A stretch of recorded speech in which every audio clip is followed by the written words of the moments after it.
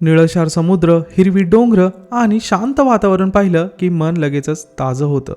आम्ही इथे आलो होतो एक क्रूज ट्रिप करायला आणि खरं सांगायचं तर हा प्रवास आमच्यासाठी खूपच खास ठरला. नमस्कार मित्रांनो.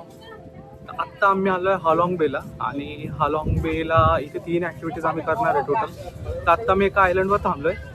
आम्ही क्रूजने इकडे आलो. तर तुम्हाला मी क्रूजचा व्हिडिओ ऑलरेडी दाखवलेला आहे. तर क्रूजने इकडे आलो आणि याच्यानंतर इथे आता आमचा थोडा 1 तासाचा स्टे.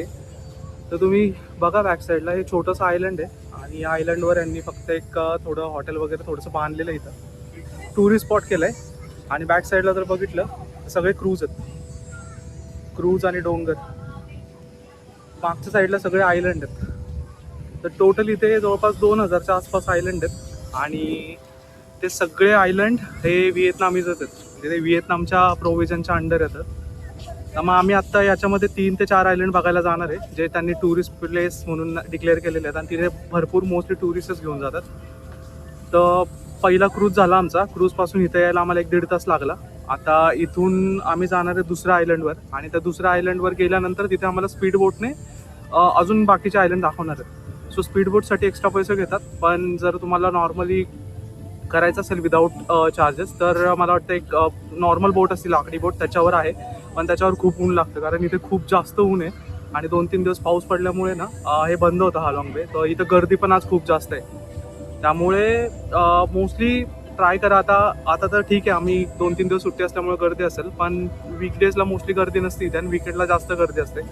तर आम्ही लोकल तिथल्या लोकांना विचारलं तर ते पण तेच म्हणले की वीकडेजला कमी गर्दी असते, बट आता सुट्ट्या असल्यामुळे जास्त गर्दी झालेली. आम्ही इथनं हॉटेलवरनं पॅकेज घेतलं होतं. हे पण $40च आहे. म्हणजे इथे मोस्टली तेवढेच आहे, $40-50च्या आसपास. त्यामध्ये लंच इन्क्लुडेड असतो आणि बफे सिस्टम असतं. व्हेजवाल्यांना व्हेज, नॉनव्हेज तर काही खाण्यासारखं नाही आहे इथलं आपल्या इंडियन लोकांसाठी. तर तरी त्यांना खायचं असेल ते खाऊ शकतात. असं काही नाही आहे की खूपच वाईट आहे, बट थोडीशी टेस्ट वेगळी आणि थोडं कच्चं असतं इथं. त्यामुळे व्हेजिटेरियनच ट्राय करा. मोस्टली नॉनव्हेजच्या नादी लागूच नका. आणि इंडियन फूड तर नाही भेटत. जिथे थोडेफार रेस्टॉरंट आहेत एखाद दुसरं चांगलं भेटेल तुम्हाला, बट मोस्टली नाहीच आहे. चला तर मग बघूया आता नेक्स्ट आयलंड. या व्हिडिओमध्ये मी तुम्हाला बाकीचे पण आयलंड दाखवून देतो, सो स्टे ट्यून. हालाँग बेची सगळ्यात पहिली ॲक्टिव्हिटी म्हणजे आयलंड हॉपिंग. तिथे एक आयलंड आहे जिथे त्यांनी टुरिस्ट स्पॉट बनवलेला आहे आणि या 1.5 तासाच्या प्रवासामध्ये तुम्हाला क्रूजवरच लंच देखील देण्यात येतो. लंच करून तुम्ही क्रूजवर थोडा वेळ आराम करू शकता. क्रूजवर एंटर केल्यानंतर तुम्हाला क्रूजबद्दल माहिती दिली जाते. क्रूज कसा आहे, तुम्हाला येण्या जाण्यासाठी पायऱ्या कुठून आहेत, वॉशरूम्स कुठे आहे, हे सगळं त्यांनी एक्सप्लेन करतात. त्यानंतर तुम्ही क्रूजवर निवांत उभा राहून त्या व्ह्यूचा आनंद घेऊ शकता. क्रूजवर बसताच हवेतल्या थंडगार झुळकेने आणि शांत पाण्याने एकदम वेगळाच अनुभव मिळाला.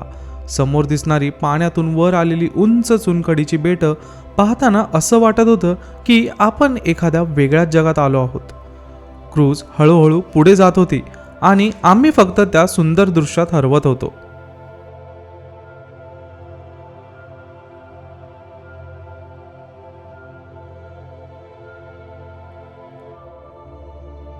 हे आयलंड फोटोशूटसाठी खूपच उत्तम आहे आणि इथे नारळ पाणी, ज्यूस किंवा जेवण यासारख्या गोष्टीही मिळतात. सो तुम्हाला जर भूक लागली असेल तर तुम्ही इथे खाऊ देखील शकता.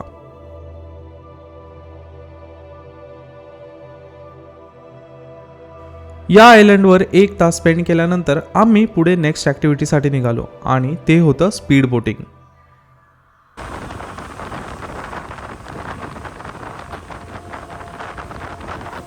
स्पीड बोट ही माझ्या संपूर्ण हालाँग बे ट्रिपमधली सगळ्यात मजेदार गोष्ट होती.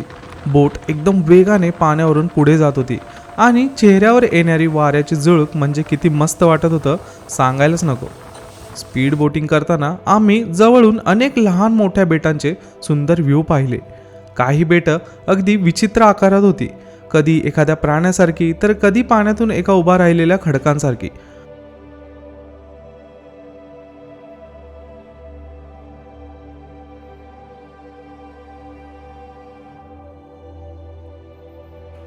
बोट जसजशी पुढे सरकत होती तसतसे आसपासची बेटं बदलत होती आणि प्रत्येक ठिकाणचा नजारा एकदम वेगळाच होता.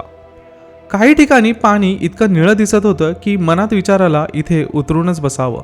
स्पीड बोटमधून हे सगळं पाहताना जाणवत होतं की हालॉंग बे किती सुंदर आहे आणि निसर्ग किती छान गोष्टी बनवतो.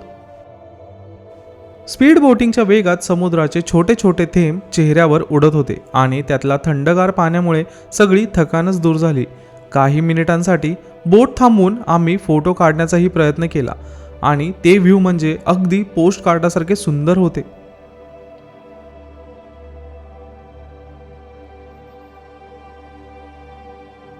आमची शेवटची ॲक्टिव्हिटी होती संक सॉट केव, ज्याला सरप्राईज केव असेही म्हणतात.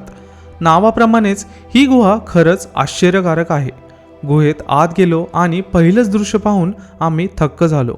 आत खूप मोठी खुली जागा होती. भिंतीवर आणि छतावर नैसर्गिकरित्या तयार झालेल्या खडकांच्या आकृती दिसत होत्या. काही खडक प्राण्यांसारखे वाटत होते, काही झाडांसारखे, तर काही अगदी एखाद्या किल्ल्यासारखे. या गुहेचा एक वेगळा व्हिडिओ मी बनवलेला आहे, तुम्ही तो जाऊन बघू शकता. हालॉंग बेमधल्या सगळ्या ॲक्टिव्हिटीज झाल्यानंतर आम्ही परत क्रूजमध्ये घरी निघालो. त्यावेळी दिवस संपत आला होता आणि हळूहळू आकाशाचा रंग बदलू लागला होता. परत येताना दिसलेला सूर्यास्त हा संपूर्ण प्रवासातील सगळ्यात सुंदर क्षण होता.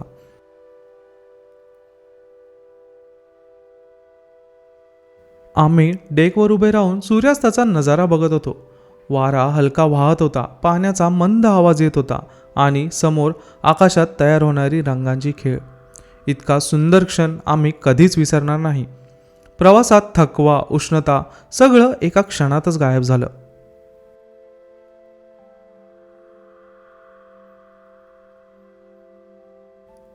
क्रूज हळूहळू पुढे जात होती आणि बाजूच्या उभ्या हिरव्या बेटांच्या मागे सूर्य लपायला तयार होत होता. त्या क्षणी पाणीही खूप शांत वाटत होतं, जणू समुद्रही सूर्याला निरोप देत होता. सूर्य पूर्णपणे खाली गेल्यानंतर क्रूजवर छोटे छोटे लाईट्स लागले आणि दूरवर इतर बोटही चमकायला लागल्या. पूर्ण वातावरण खूप शांत आणि जादुई झालं होतं. असा हा हालॉंग बेचा प्रवास एकदमच अप्रतिम आहे. तुम्ही आयुष्यात एकदा तरी इथे गेलंच पाहिजे. अशाच नवनवीन ठिकाणांची माहिती घेण्यासाठी आमच्या पेजला नक्की फॉलो करा आणि यूट्यूब चॅनलला सबस्क्राईब देखील करा. जर तुम्हाला हा व्हिडिओ आवडला असेल तर तुमच्या मित्रांसोबत नक्की शेअर करा.